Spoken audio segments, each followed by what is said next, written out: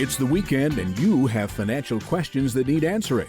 That can only mean one thing. It's time for Jill on Money, the show that takes the mystery out of your finances. Here's your host, Jill Schlesinger.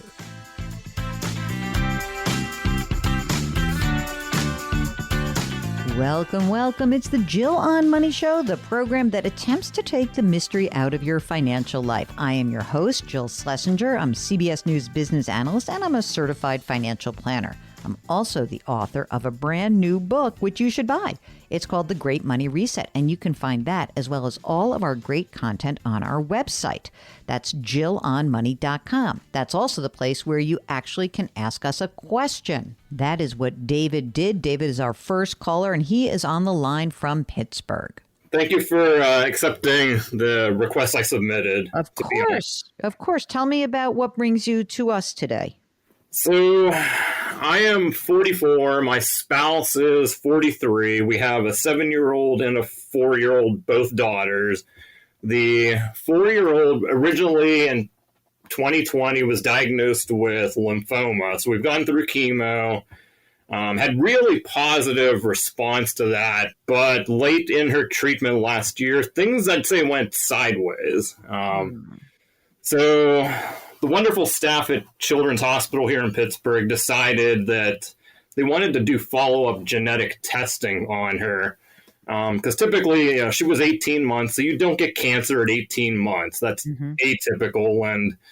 And the genetic testing came back, I'd say back in August, which then led to us having to go and meet with the only specialist that the United States has down at Johns Hopkins back in December. And she has a very rare genetic disorder, which, keeps her susceptible to relapses of cancer, but it's also neurological and immunological. So probably by the age of 10, she will be wheelchair bound. Oh, I'm so sorry.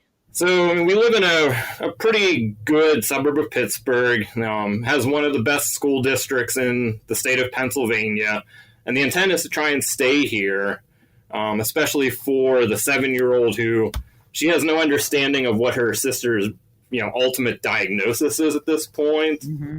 So we live in a 2-story, 100-year-old house. It's definitely not wheelchair acceptable. Both my wife and I are working full time. So we know in the next several years we definitely have to upgrade to a single-story house, ideally a ranch, or possibly even worse, look to find something else in our area, buy the property, bulldoze it, and build a single-story house. Mm-hmm. And we've been working with a financial advisor. The individual is not a certified CFP since roughly 2013. Initially, there was a lot of push from him on insurance options, which I will say, we both were doing our, I do 401k because I'm in the corporate world. My wife is works for the federal government, so she's in their thrift savings plan. We had a pretty good understanding of what, the way the stock market works, bonds, money market accounts, but not a lot on the insurance. That individual's gone silent now for about 2 years. We also have a brokerage account through that firm. We don't have a 529 plan on the 7-year-old. In 2019, the recommendation was not to go down the path of 529 in the event that she chose not to go on to secondary education, that, potentially will lose all the money. So we're pushed in the direction of signing up for insurance on her to try and use that as an investment method. So wait a second, let me interrupt for a second. I need to ask you a few very specific questions. So the 7-year-old, you purchased an insurance policy on her life? Yes. How much is the death benefit of that insurance policy? That's, by the way, crappy advice, but okay. But we're not going to undo it. I mean, I'm going to be able to undo it, but don't worry about it. I thought it was like several $100,000. I can't locate. Okay. That's all right. And there's probably some cash value in it, but it's probably some sort of weird permanent insurance with some cash value, and you're putting money in, and it's okay. We'll get you out of that. That's going to be easy to do. All right. Now, how much is in the brokerage account? So in the brokerage, 151 in mutual funds, and then there's a $10,000 money market portion of it. And what about other cash on hand? In my spouse's account that she had prior to marriage, that one we're sitting at 170. And is that a brokerage account or like real cash account? That is just a PNC bank account, yeah. Okay, got it. Keep going. And then in the bank that I have mine, the way we do our finances is mine's direct deposit, and we typically pay almost all of our living expenses out of the bank account I've had since my paper route in the early 1990s. Okay. So they're sitting in there. That's probably about 10 to 20, depending on where you are in the month. So Okay, that's fine. What about, you said the house. What's the house worth, would you guess? So according to Zillow, it's estimated at $272,000. Okay, let's say 270. And what's the outstanding mortgage amount on it? Currently, we are at $60,000 at 3.5%. Let's talk about how much money do you earn, David? So my base is about 125 with potential bonus every year with this employer. And what about your wife? She's at 122 per year. And will she be entitled to a pension? There is something that's similar to a pension, where she can retire at 57 and a half. There is a certain percentage paid out based on the three high years. Yeah. Do you know what that number is about? No, she was not able to locate that, though. Okay, that would be a good piece of information for us to have.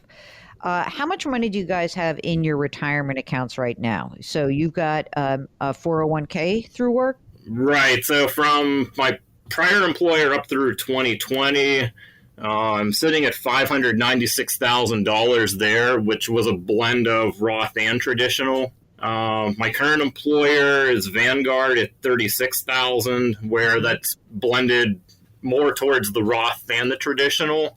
Okay. And her TSP is sitting at about $460,000, but that's all traditional. What about insurance on your own lives? Do you have that in place? Yes. So I can start reading you the different statements from the insurance. I'm already scared because already I'm worried that this is all like some, crazy, massive number of insurance policies, first on your 7-year-old, then you, and then your wife, and then something else floating around. Is that sort of what I'm guessing? Is that about right? That would sum it up. Yep. Mm-hmm. Okay. Do you have any part of your insurance that's term life insurance? Yes. Okay. How much is term? So on me, there's one statement for $1 million. There's another statement that looks like not as much as that $1 million. Then on my wife, $1 million on that statement. Then the rest of it looks like it's whole. Okay. We'll get back to David in just a minute. We know that sometimes you need us to hold your hand through some bad times. If you find yourself in that boat, just go to our website, JillOnMoney.com. Click the Contact Us button. We'll help you out.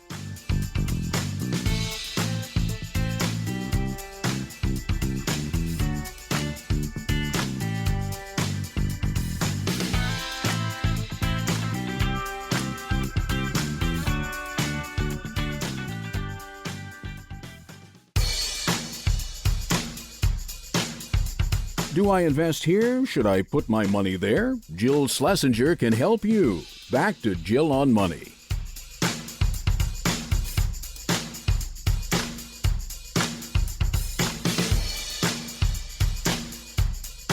You're back. It's Jill on Money. Let's get back to David from Pittsburgh. He's trying to do financial planning because of a child who's got a terrible diagnosis. So here's the deal. This is not the right financial person for you guys. That's number one. Well, let me go back even before that. First of all, I am just so sorry. This is a horrible, horrible story. And I'm diving into the numbers and doing that without actually holding your hand and saying that this is awful. And we are so sorry to hear this terrible news for you guys. For the 4-year-old, for the 7-year-old, for you and for your wife. These crazy things that happen in life They are just out of the blue sometimes. And I know that when you have this kind of period in your life where life is sort of throwing up, like everything feels like out of control, we, and I specifically, can very much focus on the numbers. But I want to just let you know that we are putting our collective arms around you, because this is an awful thing that you've had to endure, and you will continue to endure, I think. How is the 4-year-old feeling right now? She's doing good. I mean, part of the treatment for that underlying condition is that we give her weekly injections at home that boost up her immunity. So once she wrapped up chemo back in September of last year, things definitely improved health-wise. So. Okay. All right. Well, this sucks. So let's do some easy stuff out of the gate. You need a new advisor. Okay. You need somebody who can really work with you guys through some of this. I think that you should be able to do the things that you're hoping to do, within the next few years. Meaning, I think that you should be able to sell the house. I think you should be able to move to a ranch. If you were to upgrade and, just give me throw a number out there, what you think it would cost you to buy the home without building it, because that's just a pain in the ass also. What do you think it would cost you? Probably 4 to 450 is what I'd guess in this neighborhood. Okay, got it.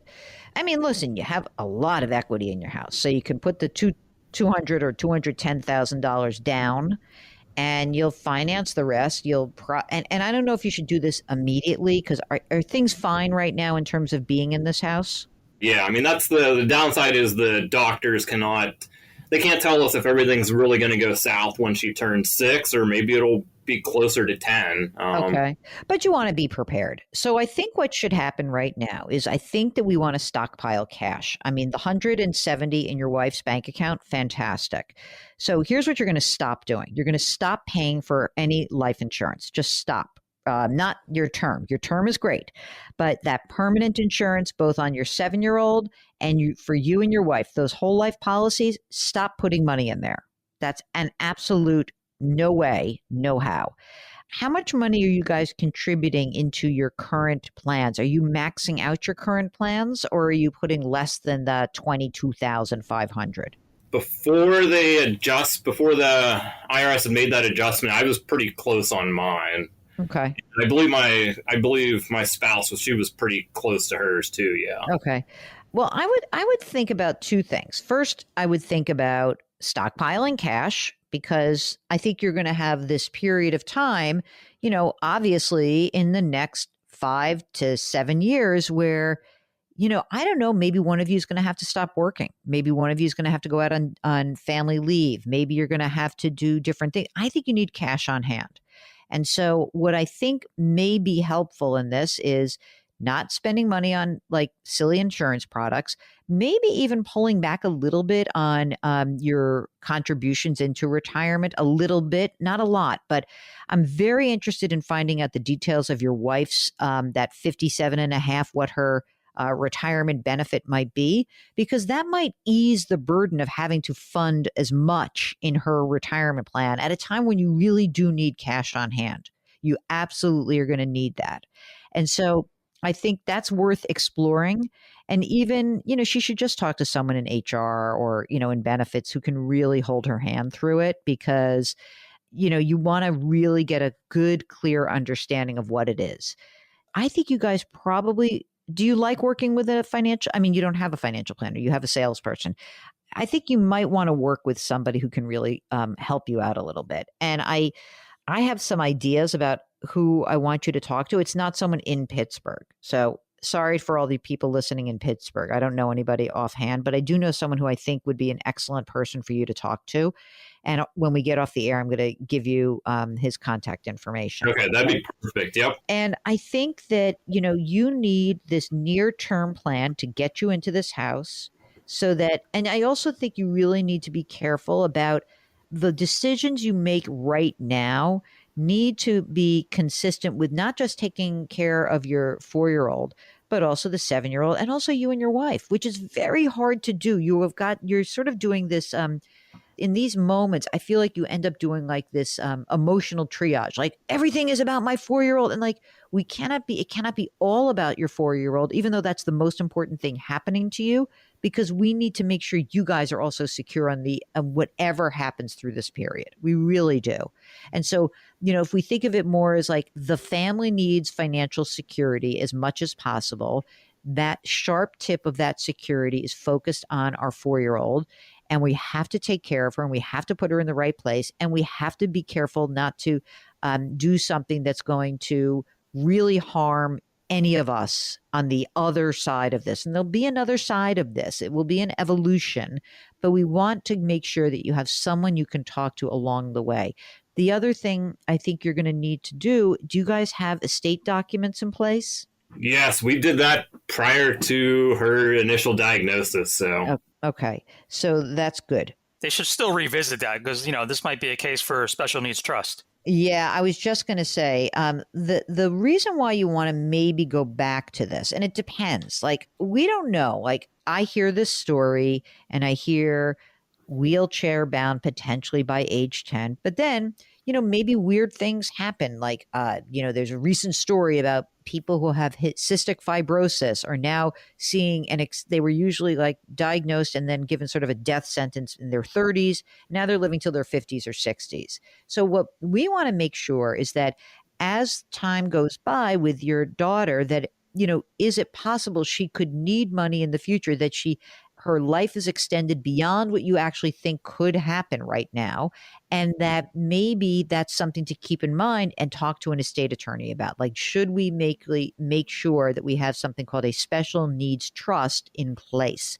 If you go back to your original estate attorney, does that attorney know about your daughter's diagnosis? No, we've not had any correspondence with him since we executed those documents back in, I think it was 2018. So, okay. I mean, I think it's worth going back to that person and saying, here's what's happened. And we really want to talk to you about whether or not you think we need to establish a special needs trust. If that's something that the guy or gal has no history in doing or has no experience doing, ask for a referral to someone who does. Okay. Yep. But I do think having an advisor who can help you through this, the thing that's nice about that is that someone can do a lot of the heavy lifting on the planning part, not selling you product, planning. And the person that I'm going to actually refer to you is somebody who actually really understands insurance products and how to get people out of them. I think I'd rather have you talk to somebody who really understands the ins and outs of the insurance business so that you can extrapolate the most value from these policies that are in place without getting hammered with fees or taxes or anything like that. Okay? That sounds good. Oy vey, David. I cannot even tell you. I'm about to cry because I know you don't need that, but I'm just saying we so appreciate you trusting us to listen to your story and help you out. I mean, I can't tell you, like, it's such an honor that you have really just shared your story with us and allowed us to help you. So thank you so much for getting in touch with us. This is the Jill on Money Show. If you've got a question, give us a holler. JillOnMoney.com. We'll be right back.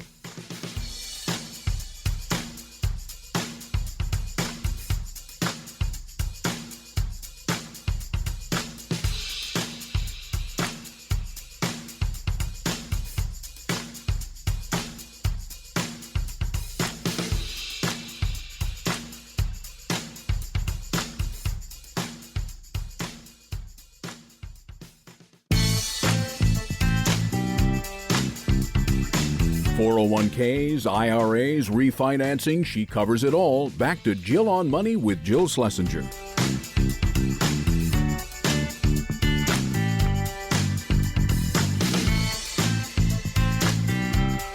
You're back. It's Jill on Money, the program that takes the mystery out of your financial life. Now, we're inviting you to do something new here at the Jill on Money Show. I want you to go to the website, JillOnMoney.com, and check out our new subscription service. It's called Jill on Money Live. That's where you are going to have access to quarterly live webinars. There's one coming up in just a couple of weeks, the famous Ed Slott. Okay, right now, let's get back to you guys. This is Christopher from New York. Hello, Christopher. How are you? What can we do for you? Good morning. Thanks for the time. Sure.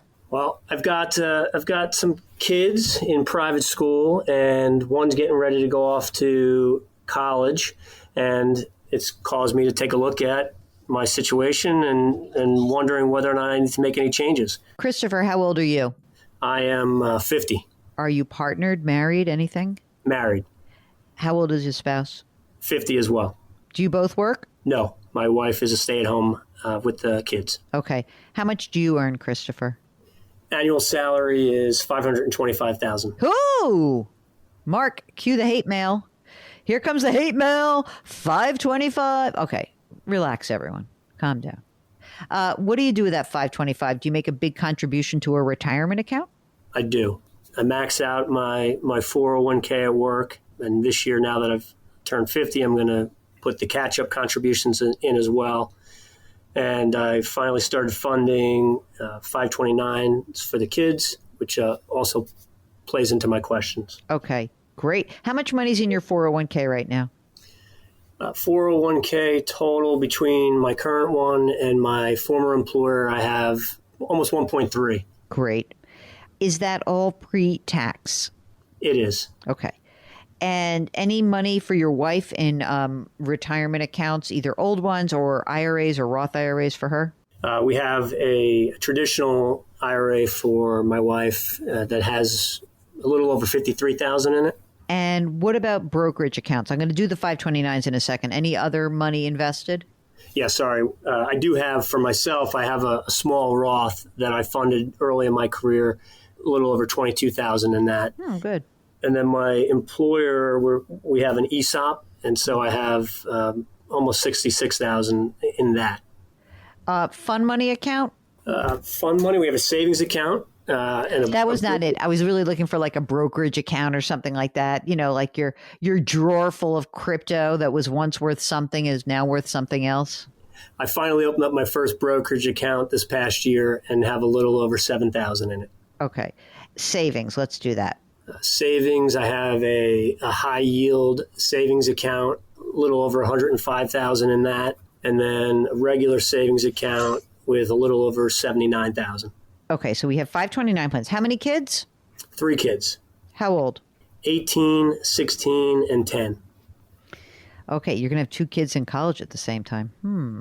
18-year-old.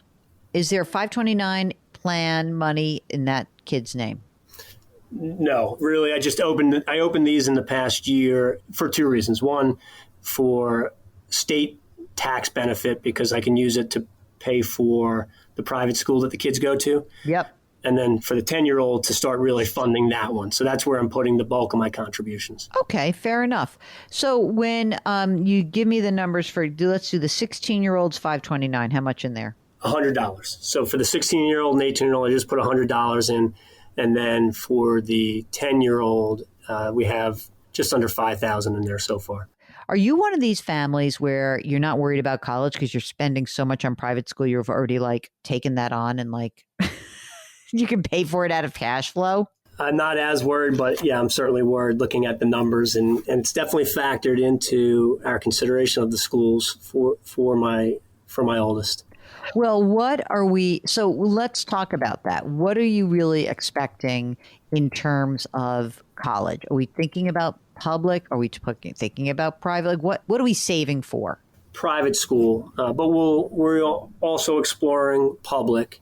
So how were you planning on actually paying for that?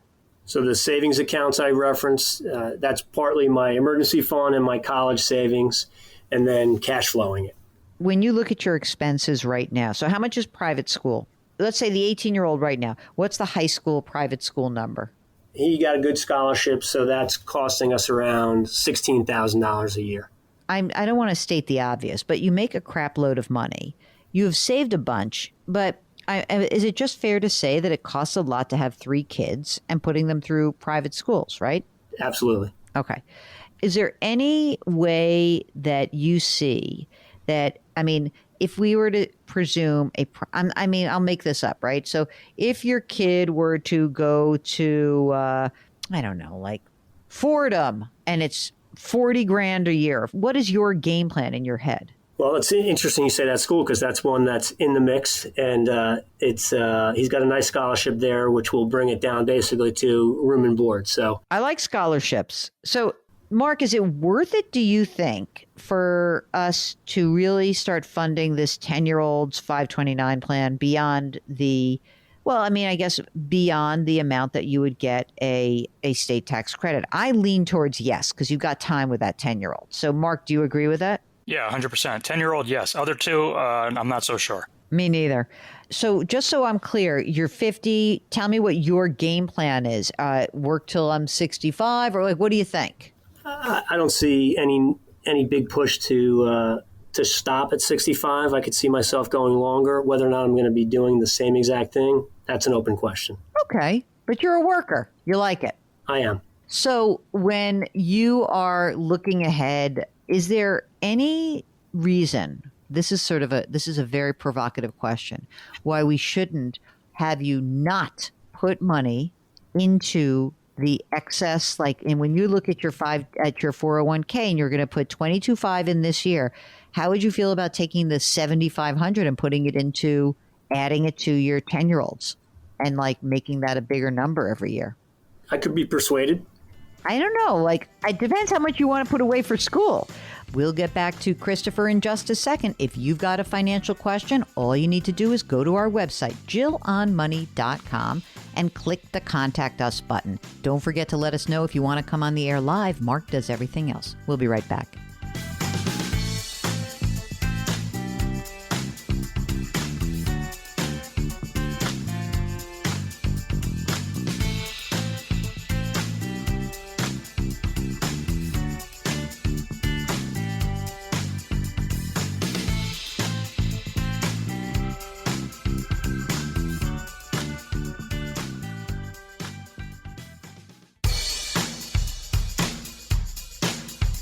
Follow Jill on Twitter and Instagram for more personal finance content. Just use the handle @JillOnMoney.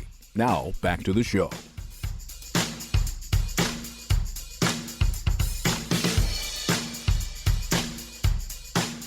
You're back. It's Jill on Money, the show that helps you make better financial decisions. Let's get back to Christopher from New York. If we consider that a 529 plan is essentially a Roth education savings plan, right?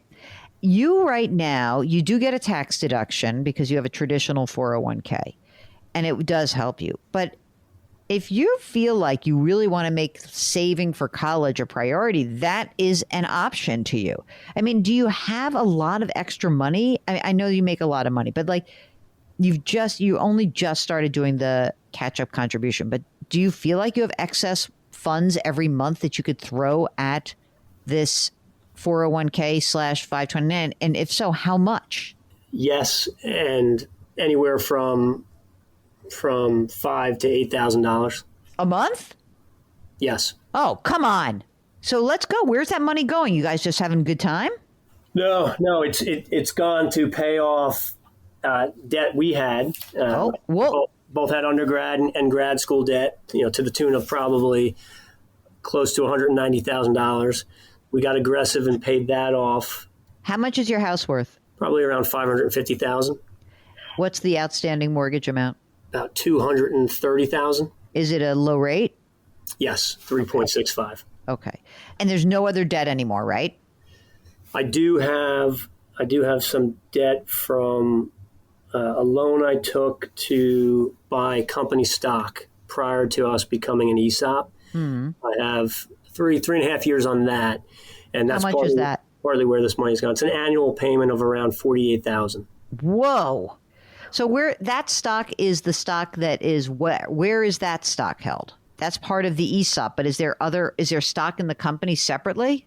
There is not. So when we became an ESOP, we got bought out, and so I'm getting paid out on my stock over a 30-year period. So I get, in addition, 30 at 8% interest. Oh, I like that. Thank you. Sorry, I perked up. 30, great. Okay. So in addition to the salary, I get a stock payment monthly of $9,300. So $112,000 a year of which I've been using half of that then to pay off the note I took. Mm-hmm. I took a 10-year note to buy the stock in the company. I got it. Okay, so now I understand. I was like, what is going on with this cash flow? It's weird, okay? So I get it now. So you get the money that comes in, half goes out to pay off the loan. You only have 3 more years of that. And the other half you've got excess cash flow. And that's part of the 5,000 to 8,000? Correct. Beautiful. Okay. So in that case, ignore what I just said. Then do max out the 401k, do make the catch-up contribution, and plow money into the 529 plan. I mean, you're also going to have to build up, as you know, you have to build up your savings because you're going to have 2 kids in college at the same time. So I don't know if you can do much more with that. I would throw, you know what? I would throw some money in the 16-year-olds also because you're in it for 18. That's harder. 16, we're talking about there's 2 more years to go and then another 4 years. So that's 6 years where you can at least have no current taxation, even if it were a very low risk or even if you had a cash account. I would put money in the 16-year-olds, not as much as the 10-year-olds, but I would. Do you guys have your estate documents done? We do. Thank goodness. I don't have to get on my soapbox. What do you have in terms of insurance? You are the primary wage earner. Do you have a big fat term policy on yourself? I do. I have a 20-year term, which leads to my second question. So I've got about 5 or 6 years left on that 20-year term. And so my youngest will only be 16. It's a $2 million policy. And so I'm wondering, what do I do about that? Should I be looking for another term? And then it's important to say, for work, I have 2 times my salary, up to $1 million. Okay. So do you have that in place or still, that 2 times your salary? Yes. Okay. You should price it out. I mean, you're 50. Are you in good health? I am, but I'm definitely not going to get the same preferred rate. No, of course you're not. You're an old man compared to like where you were 20 years ago. The insurance companies were happy to roll the red carpet out for you. Let's see what it looks like. You can probably get away with it. This is what I think. Because you are making more money and because you have this money coming in from the stock, if you were to die, would your wife still get that $9,300? Yes. Okay, so that's good. You already have, you have assets. Before you started the process, you didn't have any money, right? Now you have assets. You probably could go without it. I would look at what a 10-year term looked like right now for like $500,000, not more. Again, here's the risk. It's 6 years from now. You drop dead. We have 2 kids' colleges paid for. We have the last one that's funded. You probably don't need it. I don't know if you need it. You probably could avoid it. You could look at it and see if you want just a little peace of mind. It's been a while since I've looked at it, so I will price it up through work and then see what I can get in the standard market. I'm paying $125 a month for this 20-year term. It won't be that. I'm sorry. It won't. You're right. It won't. But you don't need as much either. I'm really thinking like $500,000 is really just that little cushion. That's it. Yeah, I'd like to make sure the house gets paid off, the kids' colleges are covered, and if my wife's got 20 or 30 years without me, I don't want her to have to worry about it or go back to work. Well, she won't because she'll be married to a much wealthier man than you. So don't worry about that at all. I just did a quick quote on Haven Life for him for $500,000 for 10 years. It's about $77 a month. See, I would do that. $77 a month I would do. I just think it gives you just a little ease, right? If you'd like to join the program, it's as easy as a click away. Go to JillOnMoney.com and click the Contact Us button. We'll be right back.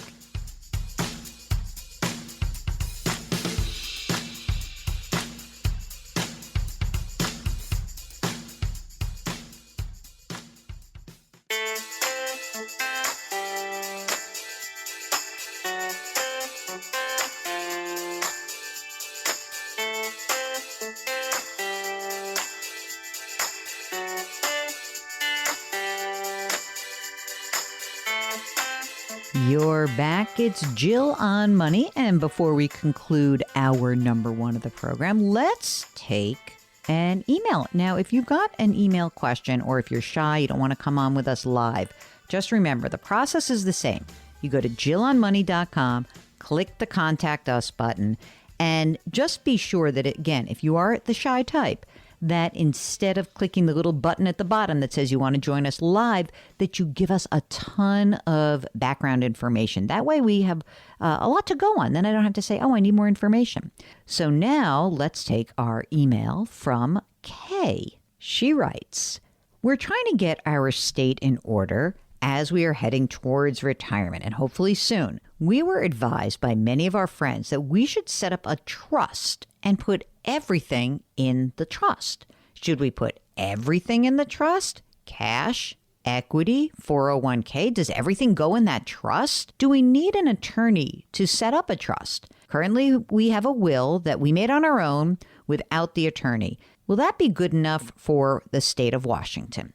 So, Kay, first of all, not everybody needs a trust. I want to be clear about that. Trusts are generally used to help mitigate taxation or to better control the disposition of your assets. And yes, you need an estate attorney to draft a trust. Now, I don't really know whether or not you actually need a trust, but what I would suggest is that if you have any questions, you talk to an estate planning attorney who can explain what the process is, maybe have that person review the will that you guys did yourselves and make sure everything's good. But without a qualified estate planning attorney, I think it is a little scary to be doing this on your own. I really do. So why don't you check in with some of your friends, get some referrals, and go talk to somebody. Okay? I hope that helps. Okay, you are listening to Jill on Money, and we've got a whole nother hour to go. While you are waiting for the program to continue, you can go to our website, jillonmoney.com. Sign up for the free weekly newsletter. It comes out every single Friday. Isn't that a great way to prepare for the show? Okay, we'll be right back.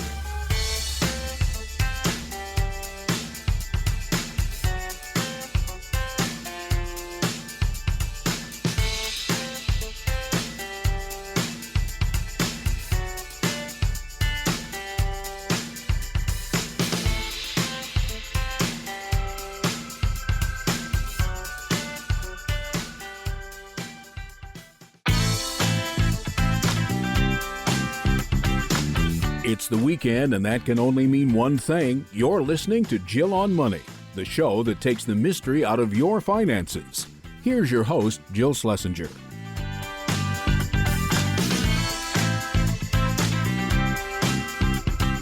You're back. It's hour number 2 of the Jill on Money show, and we are here trying to help you make better financial decisions. Now, if you'd like some help on that front, all you need to do is go to our website, jillonmoney.com, jillonmoney.com, and click the Contact Us button. Now, you fill out the form. If you're shy, you give us lots of information. If you're not so shy, give us the basics and check the box that says you'd be willing to come on the program. That's all that you need to do. It's very easy. Right now, let's get to one of you. It is Bobby who's on the line from Florida. So what's going on? What brings you to us? Well, I ran into a previous business associate who encouraged me to come in and speak with him about my portfolio and my position situation. And he wanted to do a blueprint with me, and it sounded great. He assured me he could save me some tax money. And so I was pretty excited to go in and visit with him. When I did, and I laid out my situation, it ended up being a pretty hard sales pitch to move my portfolio over under his management, and then a hard sales pitch for a $750,000 annuity. Ooh. Which I've never thought I needed an annuity. So I thought, well, who can I turn to but you two? Aunt Jill and cousin Mark, you know. So, Bobby, how old are you? I'm 60 years old. I'm single. I have no kids. I'm retired, 2.5 years retired from a 30-plus year career. You could call it, with all due respect, a forced money reset. When COVID hit, my company reorganized my position out of the chart. Okay. So how has the last 2.5 years been for you? It's been a little bit challenging emotionally, finding my sense of purpose, but at the same time, loving the fact that I don't have any appointments. I can do what I want when I want to.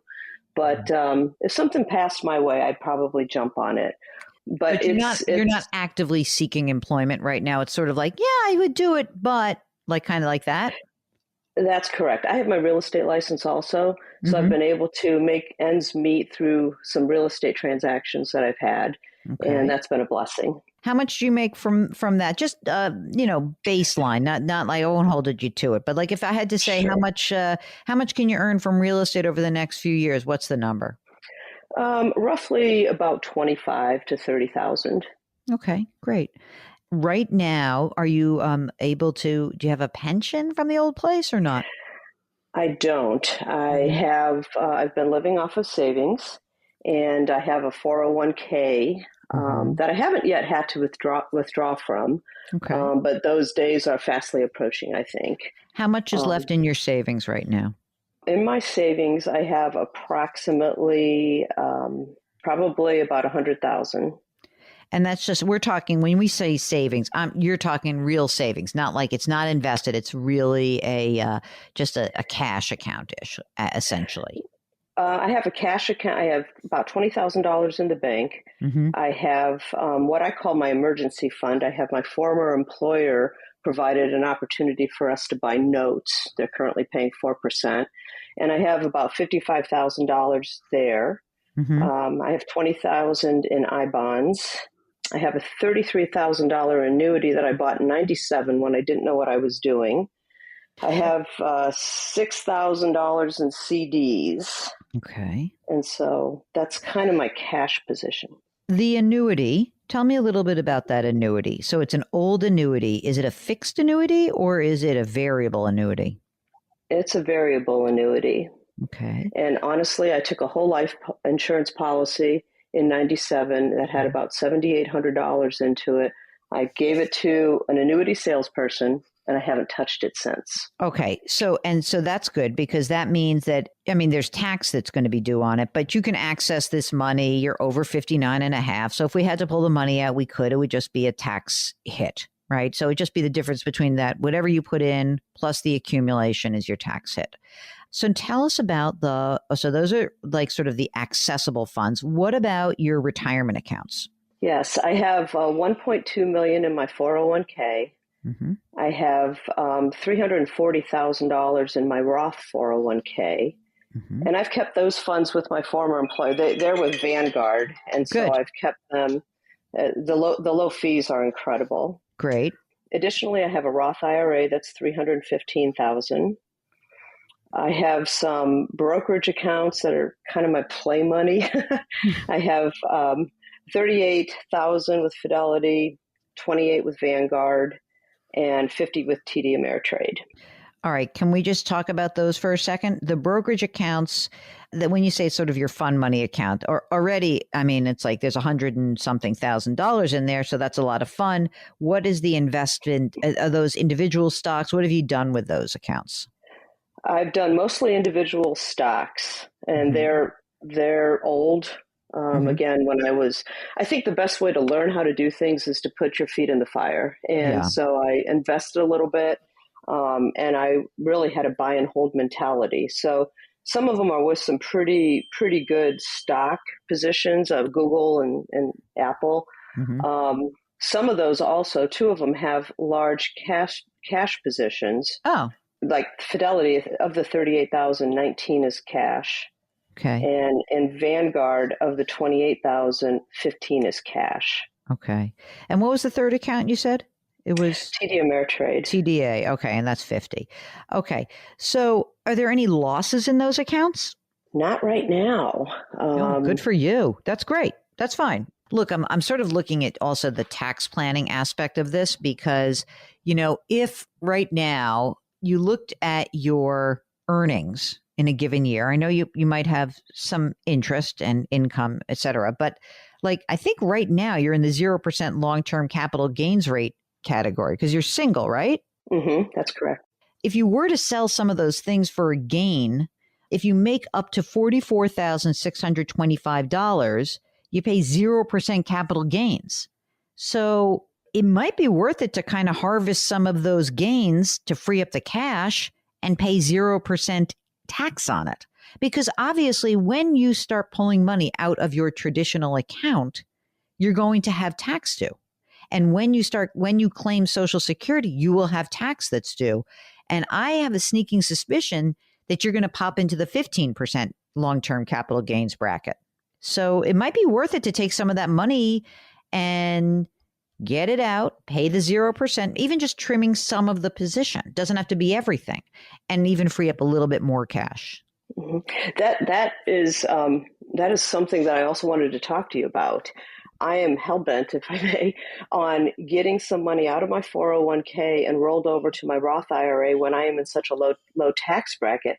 And that's why I've positioned some of these brokerage accounts to have the cash so I can pay the taxes. In 2022, I rolled over $70,000 from my 401k to my Roth IRA. So what's interesting about that is if you're going to do that, then that would mean that your long-term capital gains rate is actually 15%, not 0. So I just want to make sure so that's good that you told me that. We'll get back to Bobby in just a minute. If you've got an annuity or any other investment question, we're here for you. It's Jill on Money. JillOnMoney.com is the website. We'll be right back.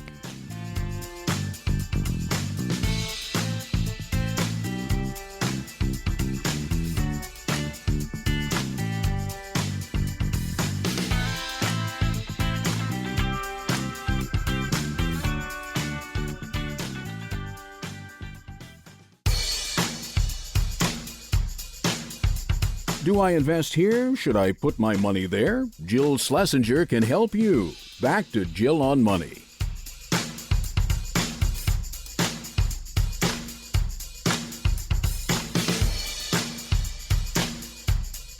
You're back. It's Jill on Money, the program that helps take the mystery out of your financial life. Let's get back to Bobby from Florida.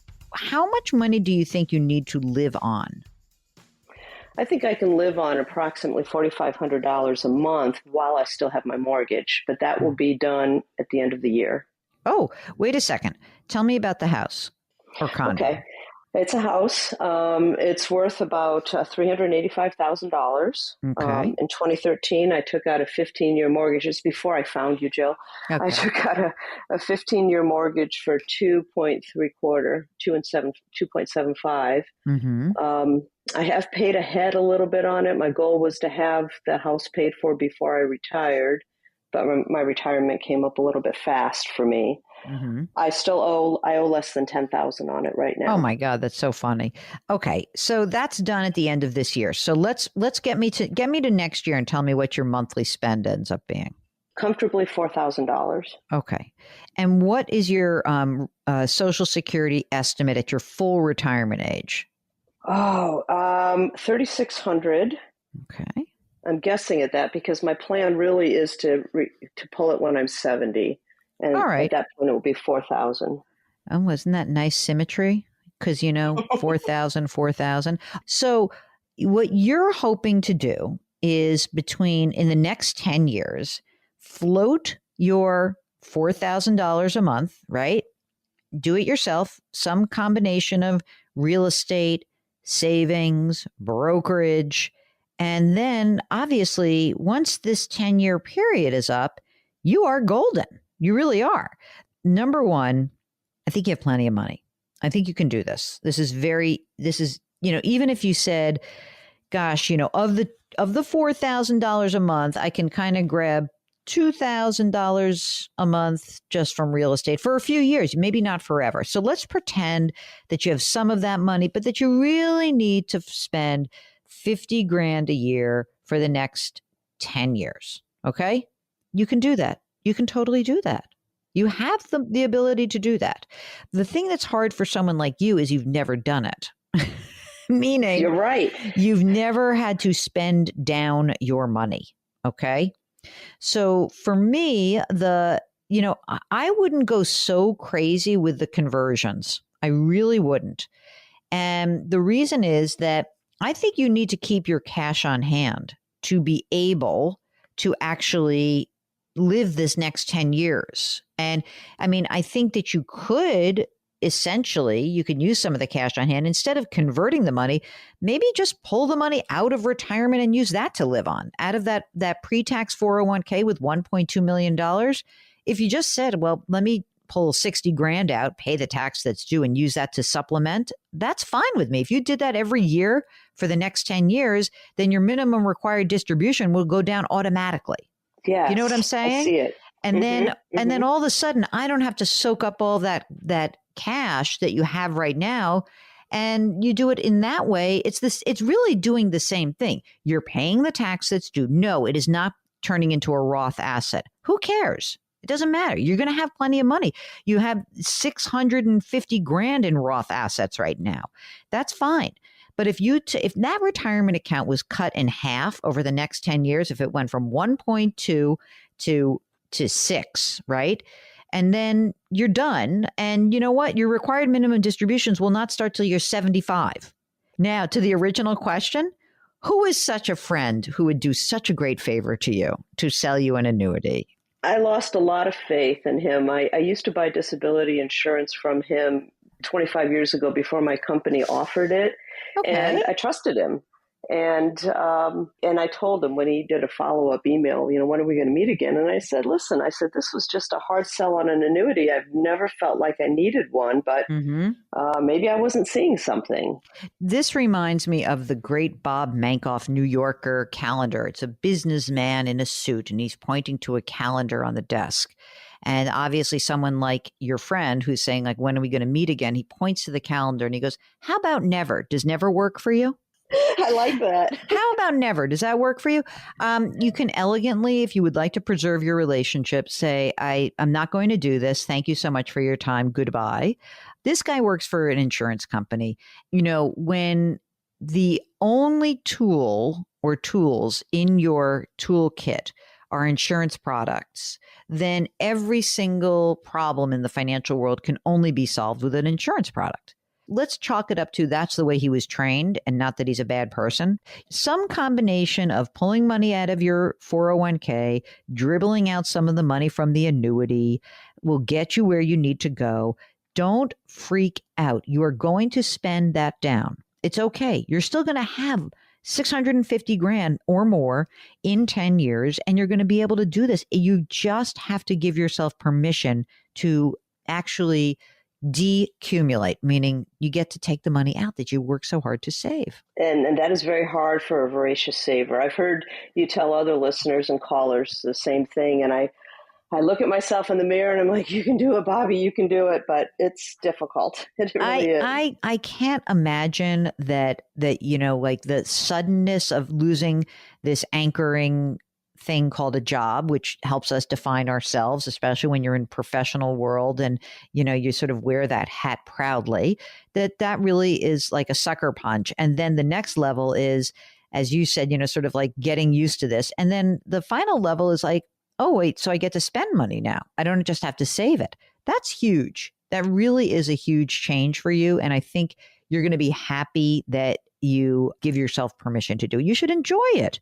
Come on. Well, thank you. And if you want I have permission from Jill. Yeah, you have Jill's permission. Mark, can you also grant permission, please? Permission granted. And I was going to say, even if you don't want to work, you don't have to work. I know. I was going to say the same thing, but there's no way that she would let herself do that. Like, really, I mean, you should do it because it's, like it's fun and it kind of keeps you feeling like engaged. That's cool. Don't feel like, oh my God, I've got to sell a house this month or else I'm good. No, because even if you didn't have that money, it would be okay. All right. Well, thank you. Yeah, I'm more inclined if I go back, it's got to be a right fit culturally. It's got to be for the right reasons. Oh, yeah. It really does. I have a couple more quick questions if I could. Do it. Long-term care insurance. No, continue. No? I'm just kidding. It's gotten up to about $2,000 a year. I've been purchasing it probably for 10 years. I think I heard you say an analogy once. It's kind of like you bought car insurance. You didn't need it. Okay, let it go. Do you think, in your opinions, that I need long-term care insurance? Well, the thing that you would have long-term care insurance for would be to make sure you didn't plow through all of your money if you needed care. Okay. Now, I don't think $2,000 a year is all that expensive. I don't know what kind of policy you have. So if you want to keep it, it's fine with me, but I'm not sure for whom you are preserving your portfolio. You don't, right? I mean, unless you're just like, you know what? I just don't want to think about it. And for $2,000 a year, that's peace of mind. That's fine. I'd keep it for now. And you can reassess. I do have some nieces and nephews that are my heartbeats, so it'd be fun to give them a little bit of coin when I'm pushing up daisies. So. Do you have pushing up daisies? You're funny. Do you have beneficiaries on all these accounts? Like, are the nieces and nephews the beneficiaries on these accounts? I have beneficiaries, but it is my trust. And as I read more and more, I'm finding out that that's not the best way to go from a tax perspective. It's not, because the kids will be in a lower bracket, I bet, than the trust. So right now in the trust are the brokerage assets, and what else is in the trust? Everything is in the trust. My house is in the trust. My car is in the trust. The trust is everything. Everything is in my trust. I mean, it's okay. It's a way to kind of it is a way to distribute assets in line with exactly how you want them distributed. But retirement assets, when you're going to have something passed by contract, a retirement asset, a life insurance policy, an individual is better than a trust. So change those bennies. If you'd like to join us on the air live, all you need to do is go to our website, JillOnMoney.com, and click the Contact Us button. We'll be right back.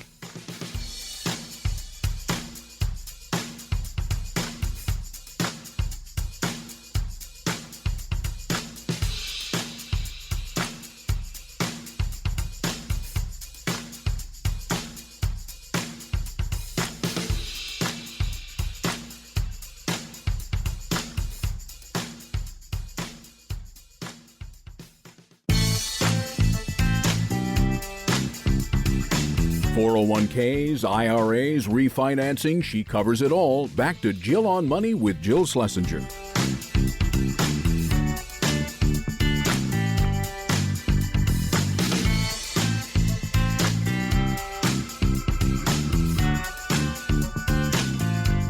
You're back. It's Jill on Money, and we are here answering your financial questions.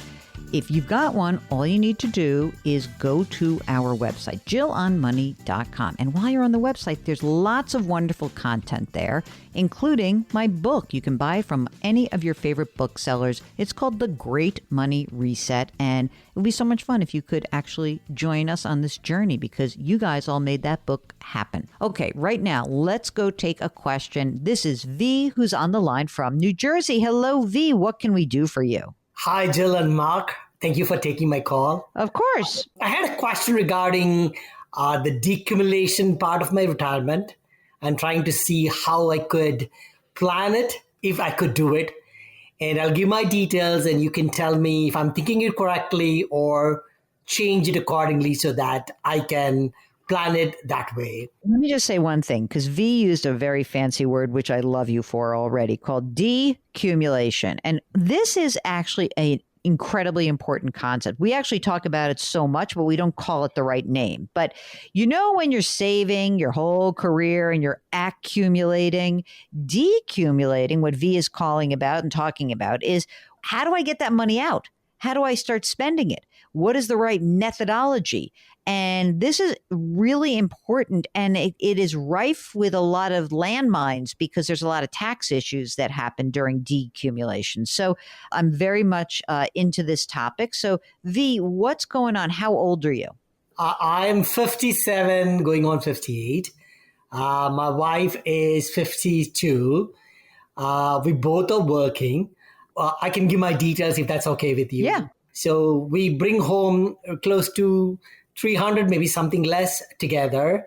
I think we have close to $1 million plus in our retirement, another $1 million in our non-retirement assets, which includes brokerage, savings, and others. And my question, I have 2 kids, both of them launched. I look at my year-end dividends and capital gains, and it comes to close to $70,000. And is it worth, once I reach 59 and a half, to start taking that out instead of reinvesting, take the money out, and that would be a stream, even though it is guaranteed, it's not guaranteed, but would that be a good way of thinking to take the money out from the age 59 and a half? Well, why? You going to retire when you're 59 and a half? No, I don't plan to retire, but you know how sometimes things could be difficult as you get older, and the workplace can be a little more challenging than it used to be. But I just wanted to make sure that it gives you a comfort level that could be a plan. And if I work, that's great. And if I continue to work, which is what I and my wife both want to do. But in case something happens and we're not able to, I know that plan will work. Well, here's the problem. No, it's not actually the right. I mean, I get why people do that, but obviously dividend and capital gains are certainly far from guaranteed. It's close-ish, but here's the thing. I don't know if you're talking about in your non-qualified account. I think you are in your non-qualified, your non-retirement account. Is that where the 75 you're thinking would come from, or from both? Both. Okay. So, I mean, look, the money that comes out of a retirement is going to be taxed. I don't love that, if you don't have to. So if we were to just think about the non-qualified, and I'm presuming it's about half and half, and you said, well, I've got $1 million in non-qualified money. Is it fair to say that 32.5 of that, which is my dividend and capital gains from that account, that I could kind of use that to live on? Yeah, it's close-ish, but it's not quite right. I think that it doesn't really account for inflation. So that's a problem. But, you hear me talk about this all the time when I say, well, if you have $1 million, it's already been taxed. Maybe you could have a withdrawal rate of about 3%. That's what that number really does come from: dividend, capital gains, and the appreciation in an account over time. That is not scientific either. But I would never think about that as like I wouldn't think about doing that any sooner than I had to.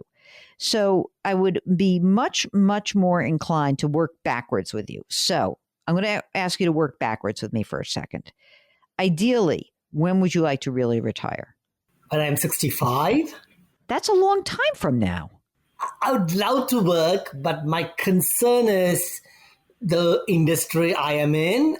I may not long. You might not make it. Right, that's good. Okay. Yeah. So you asked me how long I would love to work, and I said I love to work until I'm 75. I love my job, but unfortunately things may not be exactly in my favor. Okay. So what about your wife? Also a similar thing? Yeah, I think my guess is once I drop, she will not continue working. She'll feel, okay, let's do the same thing together. But she's 5 years younger. She has to keep working. I'm only kidding. What if we looked at, can we look at 62 for a second, just as a guesstimate instead of 65? So we have you work for 5 more years. What do you really need to live on? What's your expense looking like? I've been doing this calculation last year, around $8,000 per month. Mm-hmm. So that's including property taxes, everything. It comes to $8,000 for 2 of us. Okay. You will both be entitled to Social Security, right? Yes, ma'am. And you will both not have pensions, or will you have pensions? Neither of us will have pensions. Wrong answer. Okay. What's your house worth? Around $450. Mortgage? I don't have any. You have no mortgage. Going to stay in this house? Yeah, until the kids, so-called, get married. So we want to have a house so they can come back with their spouses. They don't want to come back to your house. Let's go to their house. Okay, I got it. But you would consider moving? Yes, I would. But the kids are mostly in your area. So in other words, would you be more likely to stay? You're going to stay in a high-cost area, right? Yes, ma'am. Want to be close to the kids so that we can hopefully help them out if they want us to. I gotcha. We'll get back to V in just a minute. If you've got a financial question, a concern, go to the website, JillOnMoney.com, click the Contact Us button, and we'll get your note. We'll be right back.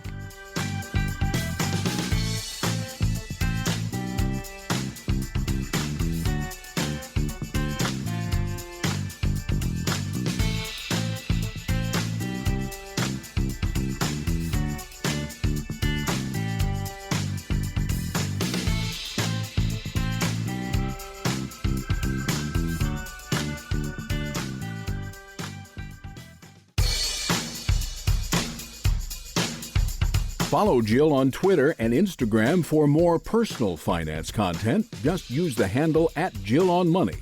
Now, back to the show.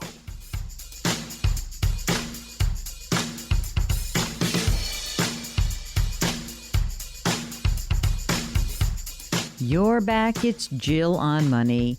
And Jill on Money is more than this radio show. It is a website, jillonmoney.com, and it is a community, the community that you all have helped to create.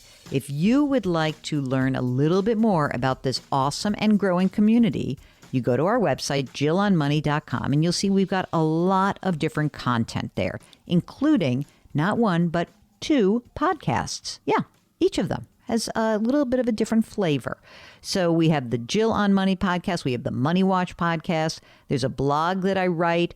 And there's video of the various appearances that I have made on CBS News on our network broadcast. So check it out. It's jillonmoney.com. Oh, and by the way, there's also an expansion of the community. We now have a new subscription service. It's called Jill on Money Live for an annual fee of just $35. I say it because it's not that much. You're going to have access to quarterly live webinars and a lot more special content to come. So you can check that all out at our website. Okay, so let's get back to V. Are you guys both, you and your wife, maxing out your retirement accounts? I try to maximize, but then the catch up they're trying to do from this year, let's see how much we can do that. You don't have to do that. It's totally fine. So you said you have income of 300 together, right? And so that puts you in the 24% tax bracket. And I know you live in a high tax state. I get it. I don't need you to put pre-tax money away anymore. I'm happy with you. You can put the money in your retirement account, put that whatever else is left over, put in your non-qualified or your non-retirement assets. I would absolutely be in favor of that. So you don't have to make the catch-up contribution. I know you have no deductions, right? Because you've paid off your mortgage. Now you do have high tax state, so you have state income taxes, but you're limited to 10 grand anyway. But I don't know. 24% is like a reasonable amount of tax to pay on your income. That's what I think I would do. I would be trying to beef up your non-qualified account. I think the way to really consider, like, okay, right now we've got $1 million in non-qualified. We've got $1 million in retirement. Well, you knock off a quarter of that $1 million of retirement because you have to pay tax on it, right? So it's not really $1 million. It's more like $750,000. So I've got $1.75 million. And there's nothing else that's floating around, right? You're not hiding an asset on me, are you? No, ma'am. So, could you generate 50 grand a year from that total? Yes, you can get 50 grand from that. Then you'll both get Social Security and you got your 8 grand a month and you're done. It'll be fine. It is important for you to build up your liquidity in a time if you're in an industry where you think, I'm a little old for the industry. Let me give you a great example of that, V, without asking you what you do. I, too, am 57 years old. I, too, am in an industry, not radio, but television, where it is not great to be old. It's not an industry that is like, yeah, we love old women on the air. So I have this similar anxiety that you have. Mark hears me get worried about it every single time. Oh, what if they don't renew me? What if they don't renew me? Because, you have to be smart. You have to look around and understand, you might be the greatest person in the world in your company, but you also have to be aware of what's the trend, right? So I feel the same way you do. So the way I look at it is, yes, I want to put money into my retirement account, but I flipped it last year. I am now starting to do exactly what I'm telling you to do, which is I'm putting less money away pre-tax and putting more and paying my tax that's due and putting that in non-retirement assets because I'm worried. Because I don't know how if only my book would take off and then I would never have to worry again. I'm just kidding. But, I think that when you understand that you're in a more vulnerable state, whenever you're feeling that way, gang, it is the argument for having money that's accessible to you. So that's how I would think about it. And don't look at it so much as dividend and capital gains because it is so variable. But it is a good way to think about it is a withdrawal rate of, 2.5% or 3%. That's what I could kind of count on. And don't forget when you're thinking about that, if it's pre-tax money, to knock off the value of the retirement account, just as, again, back of the envelope planning. This is not a full-blown financial plan. This is just how do I think about it? And that, I think, is a reasonable way to think about it. Makes sense. Do you have your estate documents? Yeah, I've created a will and we try to keep it up to speed every year, review it. Good. Any life insurance left over, anything like that? Yes, we have a term life insurance for both of us, and I'm not sure. I wanted to ask you the question: do I really need it? Well, I Because mean, if you were to drop dead, God forbid, your wife is 52, she'd get all the assets in a paid for house. Do you really need it? I don't know. Like, if you want to let her have a little more security for the next few years, sure, but I wouldn't pay a lot for it. How much is your insurance right now? it's close to $1 million. And when is it up? When is it term up? I think I got it when I was 35, so another 3 years possibly. It's probably inexpensive, right? Yes, it is. All right. So keep it for 3 years and then let it go. Then you're done. I think you're in good shape, V. Go out and party like a rock star, but keep working. And I guess the real message here is for you and for me, we're on the same page. We should kiss our bosses' asses because we really want to. We do.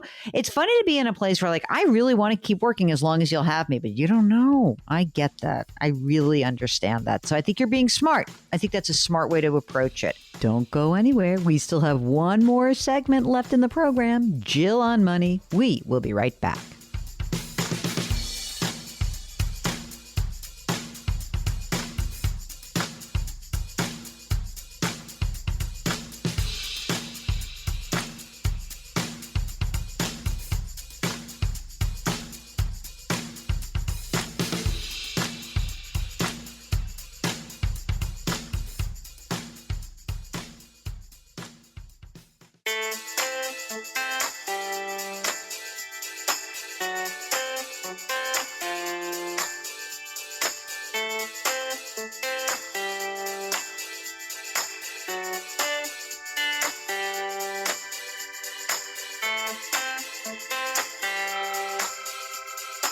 You are back. It's Jill on Money. And before we end the program, let's take an email. This is from Kayla, who says, I'm planning on moving from Pennsylvania to North Carolina this year and to be closer to my son and my daughter-in-law.